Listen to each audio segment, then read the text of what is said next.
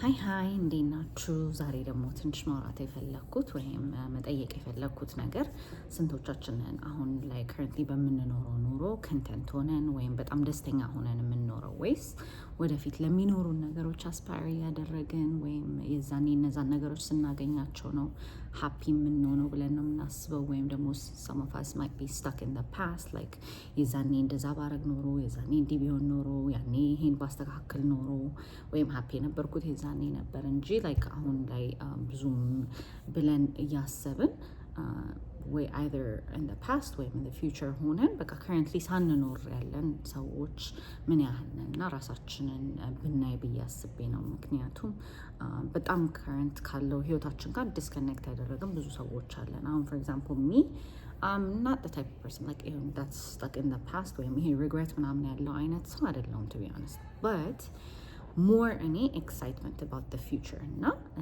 ያንን ላይፍ ያሰብኩኝ ወይም የዛኔ ይመስለኛል fulfillment የሚኖረው እና it's not about like ስለ gratefulness አይደለም ማውራው like I'm grateful እላለሁ ማለት I am grateful of course ግን አብዛኞቻችን we're grateful ለእግዚአብሔር ይመስገን ስላለን ነገር እንላለን። ግን currently በምንኖረው ኑሮ content ሆነን ደስተኛ ሆነን ወይም እንዴት ነው I'm doing the right thing ብለን ወይም ደግሞ ትክክለኛ ቦታ ላይ ነው ያለሁት እና this is a step ወይም this is part of the process ብለን የምናምን ሰዎች ምን ያህሎቹ ነን? ምክንያቱም አብዛኞቻችን like I said like disconnect አድርገናል ከፕሬዘንቱ ላይፋችን እና ማን ነው የሚኖረው currently እኛ ካልኖር ነው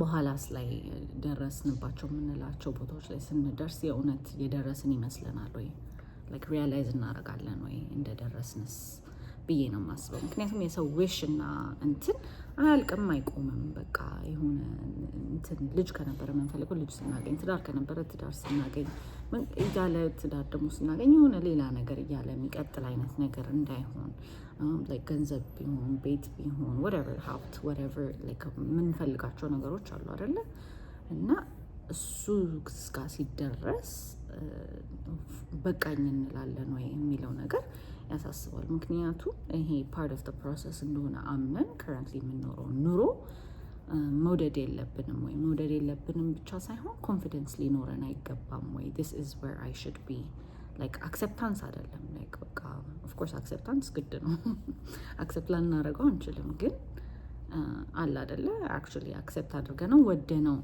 እንኖራለን ወይ የሚለውን ነገር እንድናወራበት like እስቲ እኔ I might like የሆነ ሶሻል ኤክስፔሪመንት ነገር ብንሰራ ደስ ይለኛል ብዬ አስባለሁ። like እስቲ ህይወታችን ላይ በጣም ላይክ እያልኩ ነው እንዴ anyways ህይወታቸው ላይ ተሟልቶላቸዋል ብዙ ነገር ብለን የምናስባቸውን ሰዎች ሄደን ብንጠይቅ ሃፒነስን እንዴት ነው ያዩት?